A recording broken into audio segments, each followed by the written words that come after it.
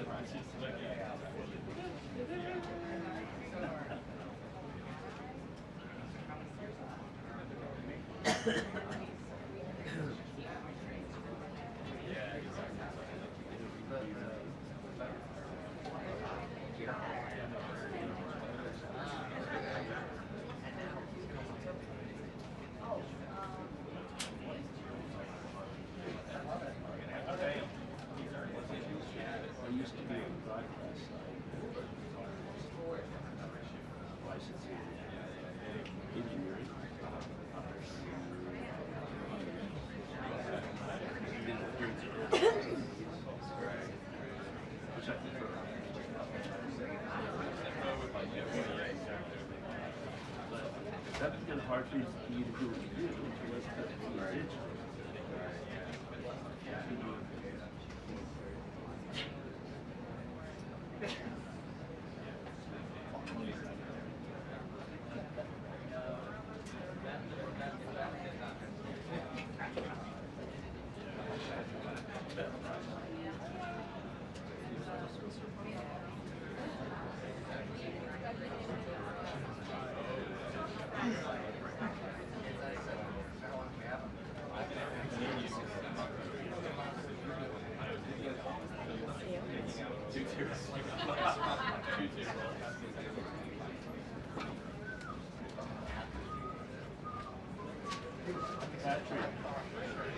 Question?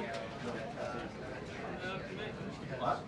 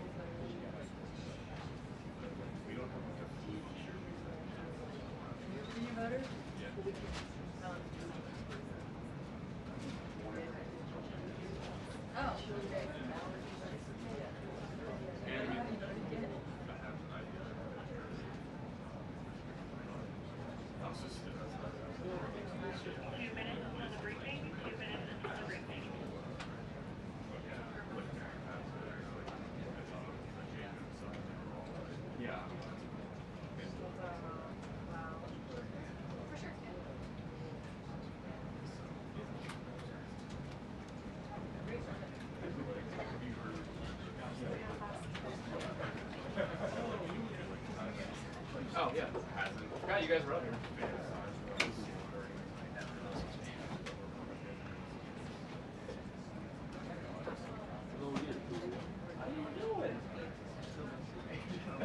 Yeah, there was a debate about the door. There was a debate about the door. Something about the temperature.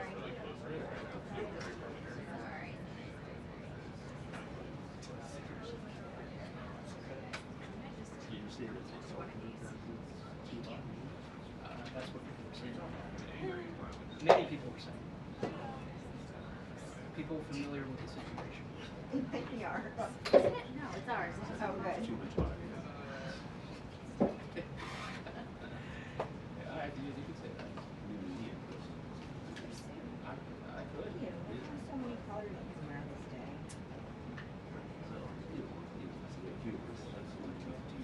Oh, absolutely. Oh, I'm all for it. Why are you looking at me the wrong way?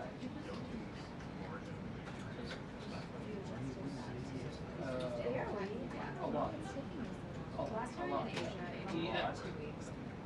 E-L-A-A-D. I think, right? That's what it's A lot.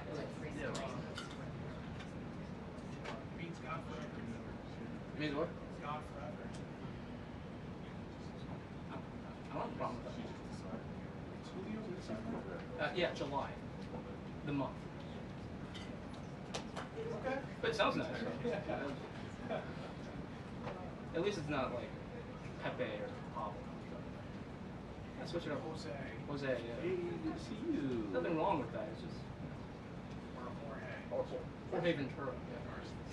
First time.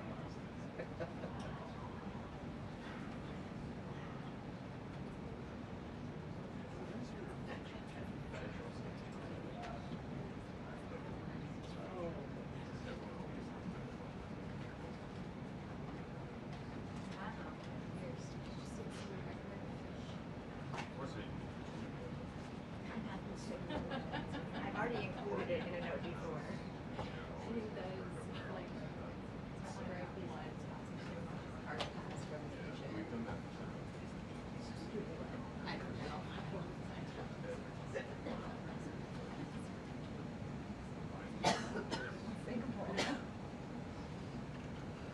I actually did mention it. Good afternoon, everybody. Nice to see you on this beautiful fall afternoon. We are now on day 35 of the Democrat government shutdown. The Democrats' obstructionism will break the record for the longest government shutdown in American history tonight. The Democrats are intentionally hurting American families, workers, and businesses with this shutdown to fight for free health care for illegal aliens and to appease their radical left-wing base. And it's a total disgrace. This past weekend, Americans traveling to weddings, funerals, vacations, and meetings faced significant flight disruptions at airports across the country because of staffing shortages. On Sunday alone, more than 5,000 flights traveling to and from U.S. airports were delayed. Since the Democrat shutdown began, 4 times as many staffing shortages have been reported at air traffic control facilities compared to last year. TSA checkpoint wait times ballooned past 3 hours at Houston's George Bush Intercontinental Airport, with some passengers enduring up to 5 hours in line. At nearby William P. Hobby Airport in Texas, security wait times are routinely exceeding 1 hour. More than 13,000 air traffic controllers are continuing to work without pay. Because of the Democrats, these men and women who keep our airspace safe and moving will miss a second paycheck in a row this Friday if Democrats refuse to open the government. Let me be clear to our incredible air traffic controllers across the country. President Trump and Republicans want you to get your paychecks. They want you to be paid. Please call on your Democrat senators and tell them to side with President Trump and Republicans to vote to reopen the government. Our nation's 4 largest airlines, United, Delta, American, and Southwest, have now all endorsed the Republican, nonpartisan, clean funding bill to end the government shutdown. Major unions, collectively representing tens of thousands of pilots, have also joined the airlines in calling on Democrats to pass the clean, nonpartisan CR. The travel industry is also imploring Democrats to end the shutdown and reopen the government. Nearly 500 companies and groups in the travel business, including casinos, hotels, and convention bureaus, signed a public letter warning that America's travel economy has already lost $4 billion due to this Democrat shutdown, and they have called for the Republican CR to be passed, saying Americans expect and deserve a fully functioning federal government during the peak holiday travel season. Never before have we seen private industry and union leadership so unified on the same issue, rallying behind Republicans in such a vocal way. The Democrats have completely lost the plot. They are endangering the safety, prosperity, and livelihoods of millions of Americans. It's well past time Democrats do what they did 13 times under Joe Biden and pass the clean funding bill extension. All we need are 5 Democrat senators to put country over party and vote to end this reckless shutdown. In other news, tomorrow will mark the 1-year anniversary of President Trump's historic election victory, where he won nearly 80 million votes, the popular vote, in all 7 swing states. This was the ultimate poll on November 5th. The president secured a mandate to make America great again, and he has delivered in record time. Never before have we had a president who has kept their promises like President Trump has. I'd like to go over a few of those with you. In less than 10 short months, President Trump signed the largest middle-class tax cut in history, including no tax on tips, overtime, and Social Security to put more money back into the pockets of the American people. The president ended the southern border invasion of the Biden administration, made our border the most secure in history, and he is carrying out the largest mass deportation campaign of illegal aliens in our nation's history to protect our homeland, just as promised. President Trump has aggressively taken on drug cartels by declaring them as foreign terrorist organizations and even blowing up narco-terrorists who have tried to poison the American people with fentanyl and other illegal narcotics. President Trump defeated the Biden inflation crisis, and he continues to implement a pro-growth, America First economic agenda to make America affordable again, and we are seeing the results of that every day. Inflation has remained low and steady, averaging just 2.5% compared to the painful average of 5% under Biden, and we know it was historically higher than that for most of President Biden's term. Meanwhile, real private sector wages are on track to rise by almost $1,500 since President Trump took office, a significant change to the Biden years where private sector wages declined and were being wiped out by inflation. President Trump has ended the reckless war on American energy and unleashed energy dominance, with gas prices now plummeting to their lowest average levels in more than 4 years. President Trump implemented powerful tariffs to rebalance America's trade deals, protect American workers, and returning our country to be a manufacturing superpower once again. As a result, the president has secured trillions and trillions of dollars in private and foreign investments into the United States, which are creating high-paying jobs for the greatest workforce in the world. The president has restored America's place as the leader of the free world through his unwavering peace through strength foreign policy that has already ended 8 wars and counting. And the president ended illegal DEI initiatives in our federal government and is returning our country to a merit-based society based on common sense. President Trump protected opportunities for women and girls to compete safely and fairly by continuing to keep men out of women's sports. Americans have a president who works tirelessly, literally 24/7, to improve their lives and make our country better than it has ever been before. So with that, today we will open it up to questions, and we will start with our independent journalist in our new media seat, Julio Rosas. Julio, please start. Thank you. Thanks, Caroline. So over the weekend in Mexico, a mayor in Michoacan, Carlos Manso, he was assassinated while celebrating Dia de Muertos with his family.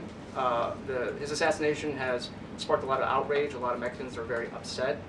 They're blaming President Claudia Sheinbaum for not taking the cartel threat seriously enough. Yesterday, she said that, once again, she's not going to allow any foreign military intervention to take on the cartels on Mexican soil, and that Mexico is not going to pursue a drug war similar to what they've done in the past. So my question is President Trump satisfied with Claudia Sheinbaum's approach to cartels? And if not, has Manso's assassination kind of opened up some new options for the United States to pursue regarding cartels? Well, first of all, with respect to this specific news item and this alleged assassination that took place in Mexico, I know the Trump administration, we are aware of that, and of course we condemn all political violence anywhere in all forms.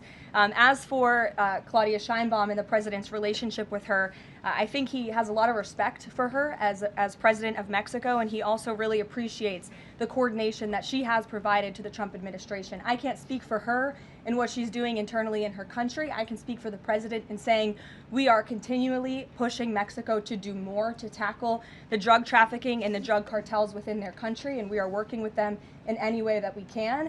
And the president has obviously used the full range of executive options in his authorities to crack down on drug trafficking at our southern border and to designate these cartels as foreign terrorist organizations and additional actions as well.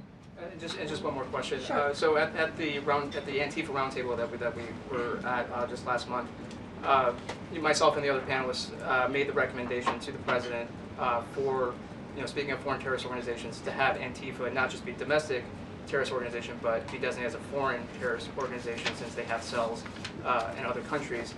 He mentioned to Secretary Rubio, because he was in the room at the time, to look into that. So I just wanted to see if there's an update on that. Sure.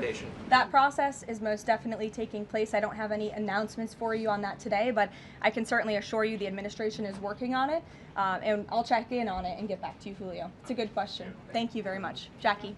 Thank you, Caroline.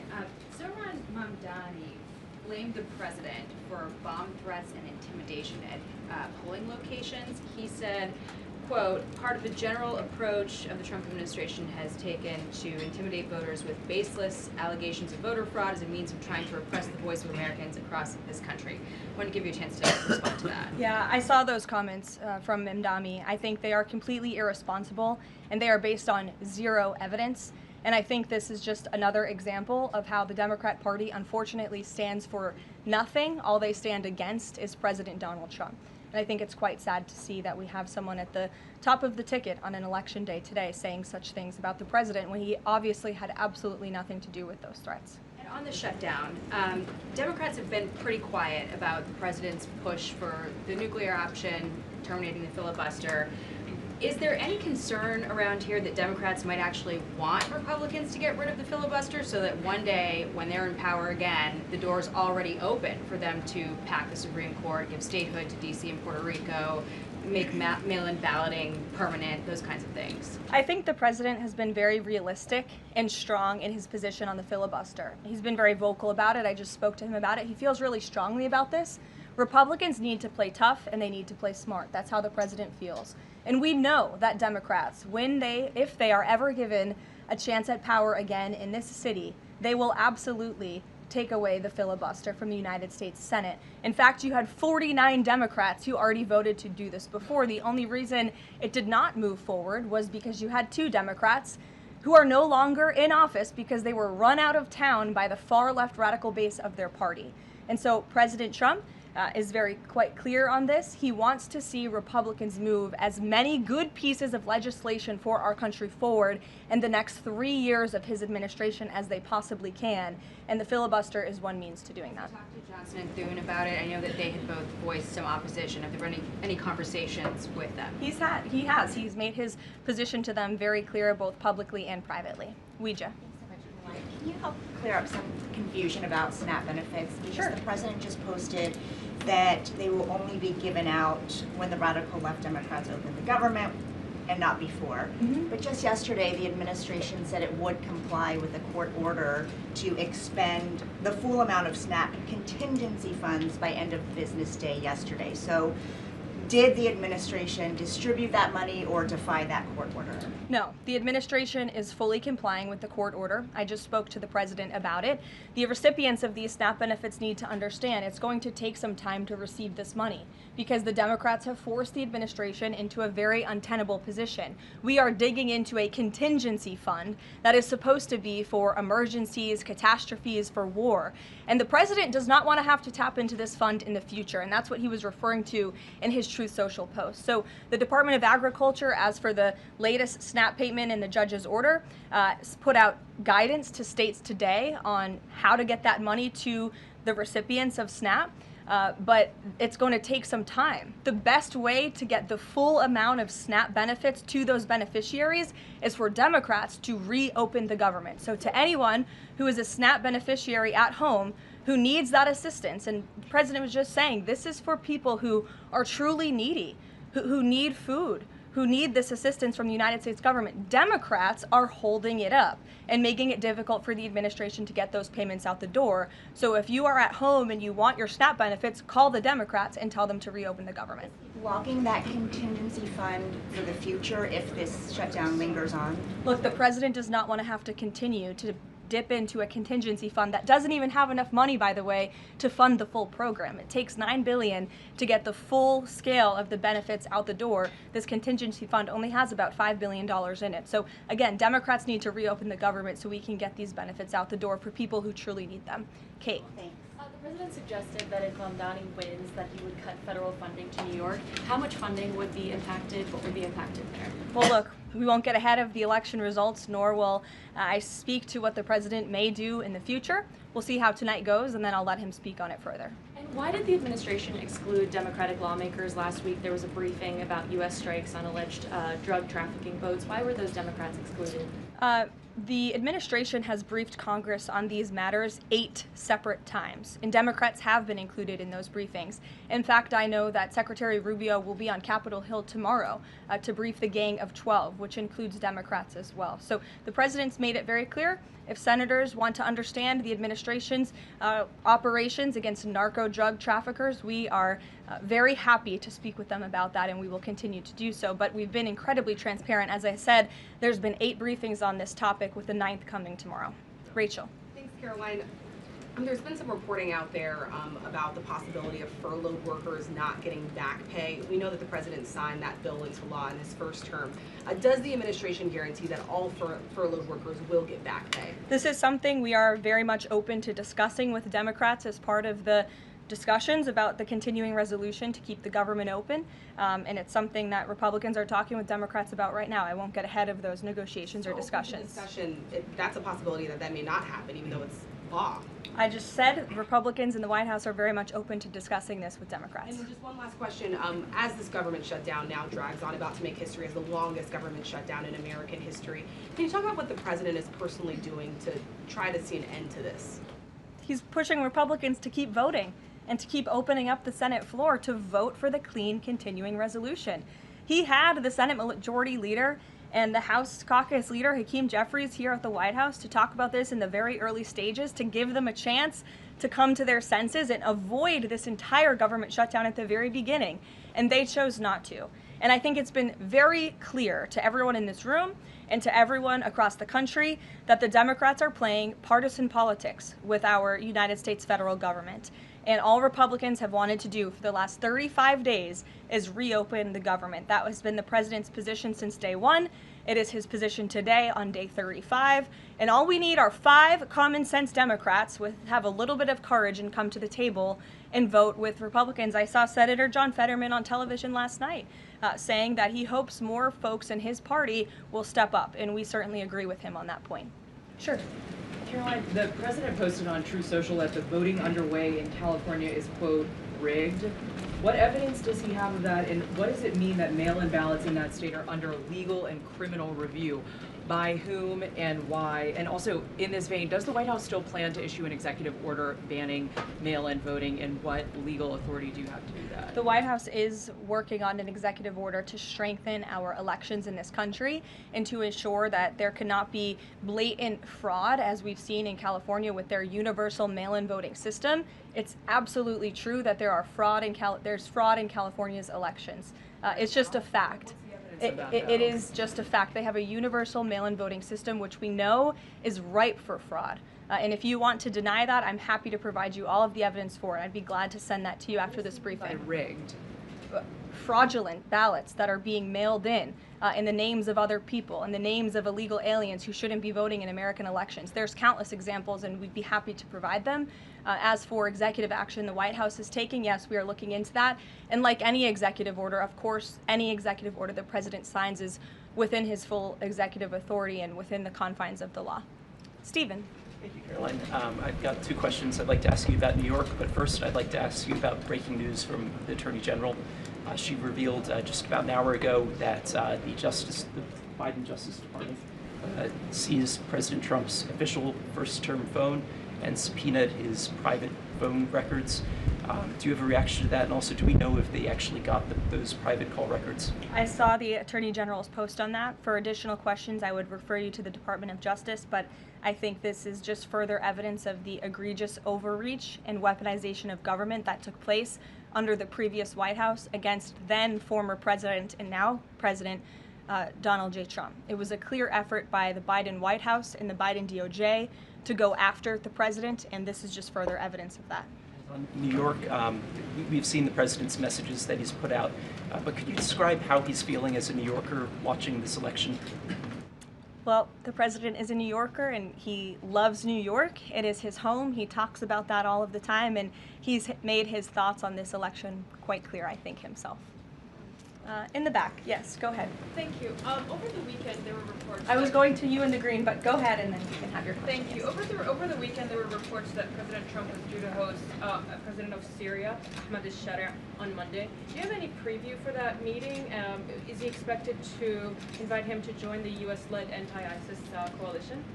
I can confirm that that meeting will be taking place here at the White House on Monday, and this is part of the president's efforts in diplomacy to meet with anyone around the world in the pursuit of peace. And as you know, when the president was in the Middle East, he made the historic decision to lift sanctions on Syria to give them a real chance at peace. And I think the administration, we've seen good progress on that front under their new leadership. And so he will be here at the White House on Monday, and I'll let the president speak further on it on Monday.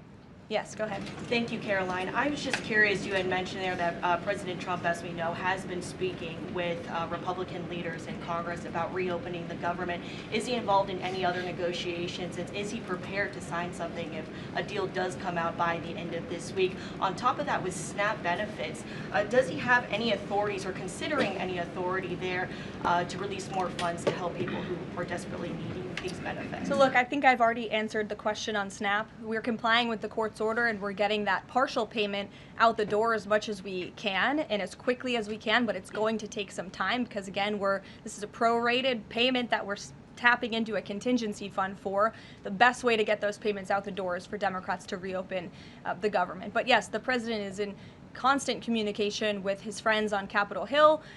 They know, they call, he answers, he picks up the phone. He's a very transparent president in that way. And as soon as the Democrats pass the clean continuing resolution, President Trump will be here to sign it.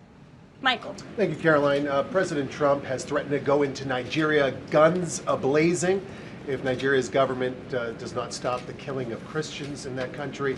Has the White House heard back from Nigeria's government on this threat?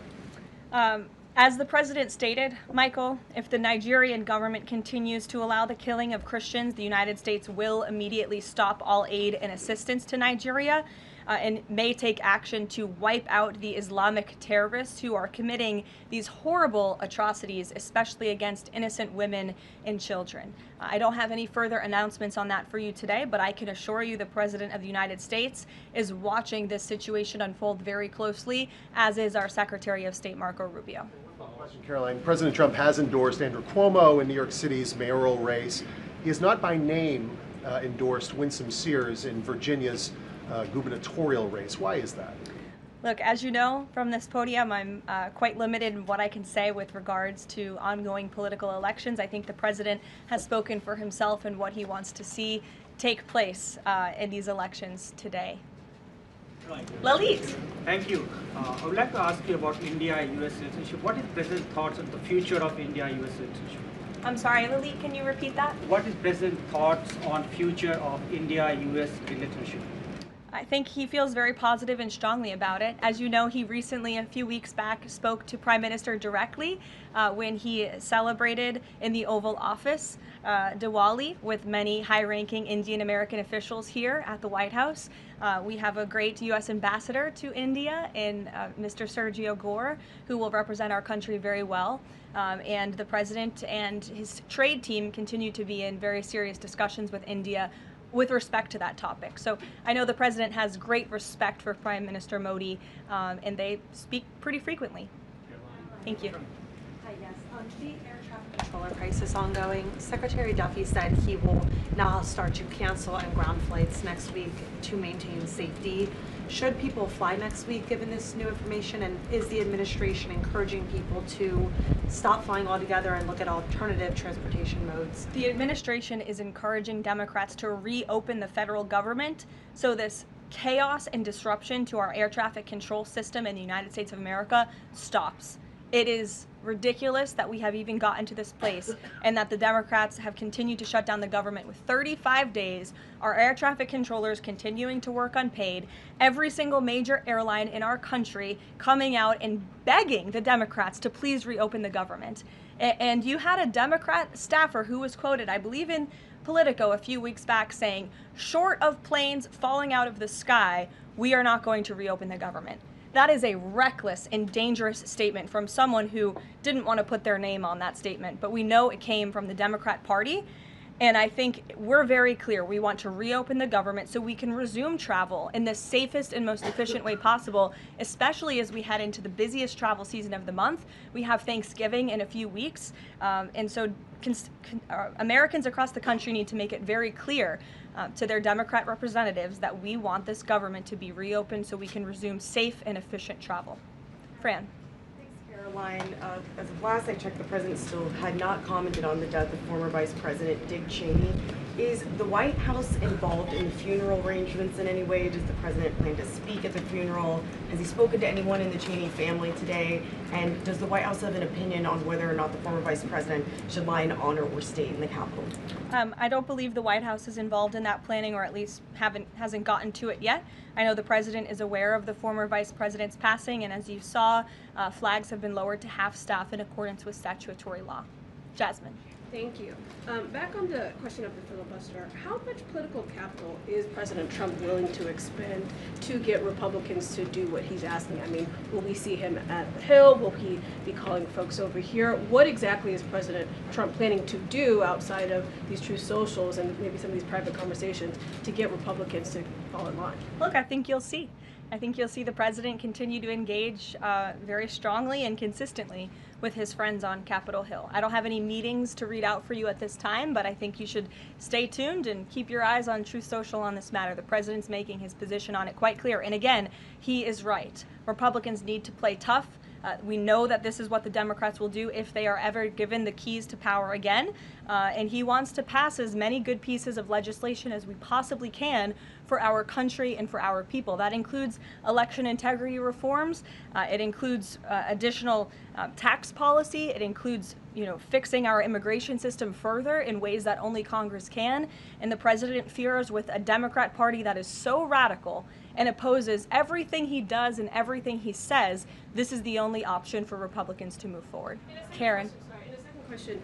President Trump said to CBS in the 60 Minutes interview that he did not know the Binance founder, which he pardoned. What exactly did he mean for that? I know it caused. He means he does not know him personally.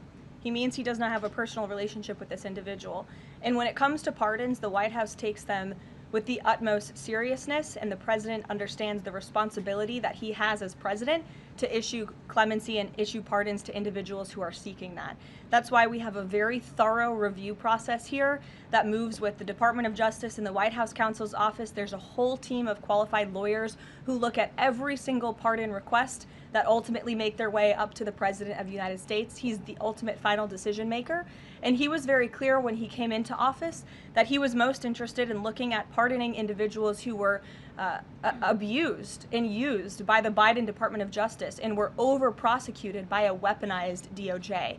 And the individual you're referring to, that was certainly the case. Even the judge in his case said that the sentencing that the Biden administration was asking for was egregious and went too far. And so the president is correcting that wrong, and he has officially ended the Biden administration's war on the cryptocurrency industry, and I think that's the message he sent with this pardon. Karen, yes. Back on the issue of back pay for furloughed workers, you said that the White House is open to discussing that with Democrats, but what would that discussion even be? There was a law, the president signed it in 2019. What could a discussion look like? Why is that even open for discussion? Look, Karen, as I said, Republicans are talking about that with Democrats right now, and I don't want to get in the middle of those sensitive conversations. But as we've complied with the SNAP order, the White House, the administration is always going to comply with the laws. We're always going to comply with the ruling of judges across the country. But the Republicans are discussing this matter with Democrats right now. Why would there even be a consideration of not paying those workers, though, Karoline? News Nation. Big day in the Supreme Court tomorrow with President Trump's tariff policy facing a legal challenge. What's at stake with that case? And if the Supreme Court rules against the Trump administration, what is Plan B for trade policy? I'll tell you, the White House is always preparing for Plan B. It would be imprudent of the president's advisors not to prepare for such a situation. With that said, we are 100% confident in the president and his team's legal argument in the merits of the law in this case, and we remain optimistic that the Supreme Court is going to do the right thing. The importance of this case cannot be overstated. The president must have the emergency authority to utilize tariffs. Look at what President Trump has been able to do with the leverage and the power of tariffs. He's been able to sign peace deals all over the world and end global conflicts and literally save lives. He's been able to bring in trillions of dollars of investments into our country. In fact, this year alone, we are going to cut the deficit by $600 billion, namely because of the president's effective use of tariffs. And the president strongly believes that economic security is a matter of national security, and tariffs have a lot to do with that. And this case is not just about President Trump.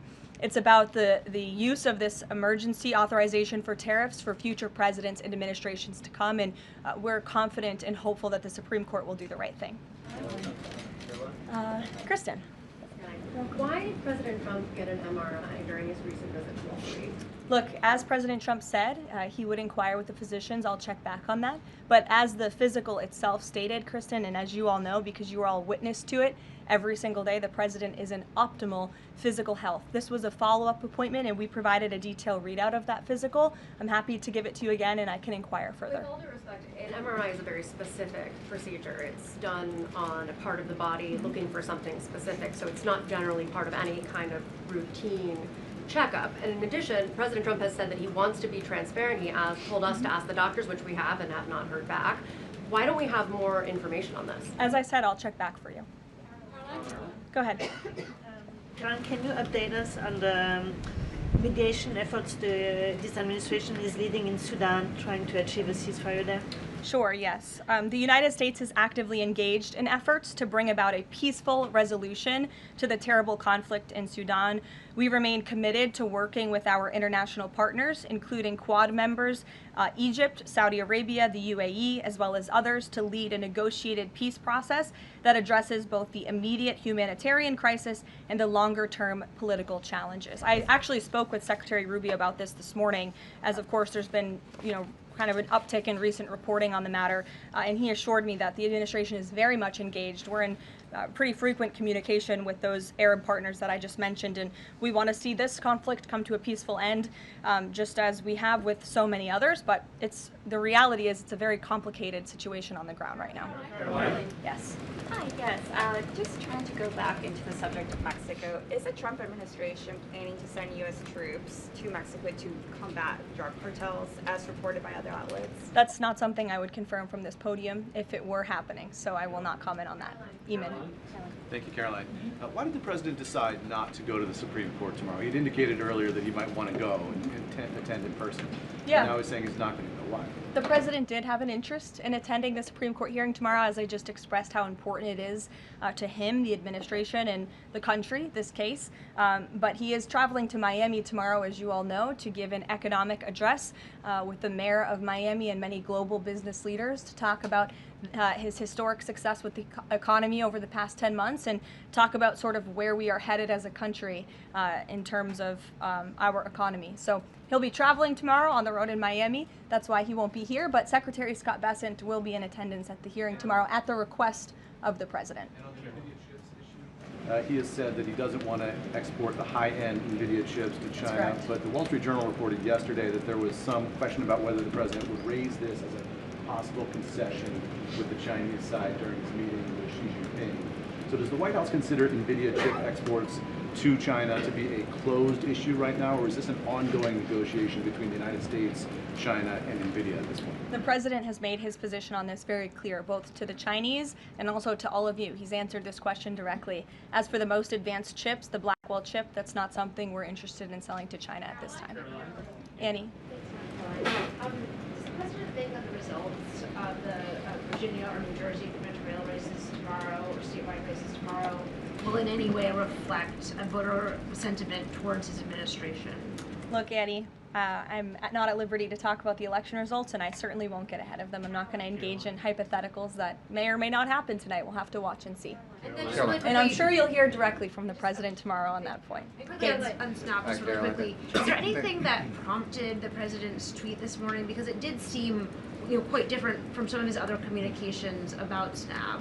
It seemed a little bit out of the left field. I'm just wondering if he had a conversation or if there's anything you're aware of that caused him to decide to, at around 11 o'clock, to send out that message. Look, the president is constantly well read on the news, as you know, and he is very much aware we are in day 35 of a government shutdown in which these SNAP benefits, we're pushing them out the door.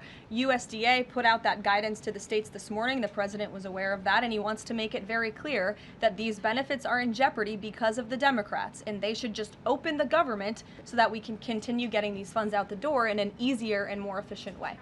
There's some new reporting that just dropped a few minutes ago that the Trump administration is negotiating with the makers of Ozempic to sell some weight loss drugs for $149 a month. That's according to the Wall Street Journal. Do you have any more information on that? Can you confirm that? I think the president has said himself in previous Most Favored Nations announcements that this is something that the administration has been engaged in and looking into.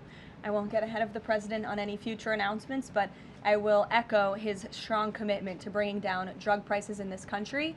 And you've heard it directly from Secretary Kennedy and Dr. Marty McCary and his entire Health and Human Services team, how committed the president is to bringing down the cost of drugs, and we're working with pharmaceutical companies to do that every day. Very quickly, Caroline, on SNAP. I know it's been asked, and I know Weege asked it, but I want to put a fine point on it. You talked about the president's post here, and he wrote that SNAP benefits will only be given to radical left Democrats open up the government.